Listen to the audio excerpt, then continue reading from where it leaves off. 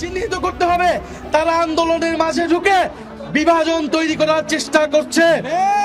প্রিয় সংগ্রামী বন্ধুগণ, আমরা এই রাতে নেমে এসেছি কারণ আমরা মনে করি পুরা বাংলাদেশ জুলাইয়ের মতো ঐক্যবদ্ধ হতে হবে।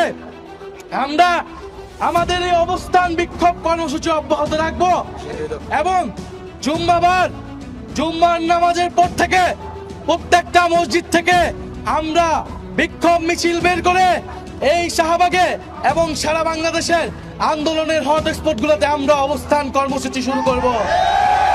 এই ইনকিলাব ইনকিলাব, মুজিববাদ মুজিববাদ, দিল্লি না ঢাকা, ভারতীয় আগ্রাসন রুখে দাও জনগণ, ক্ষমতা না জনতা, আপোষ না সংগ্রাম, গোলামি না আজাদি।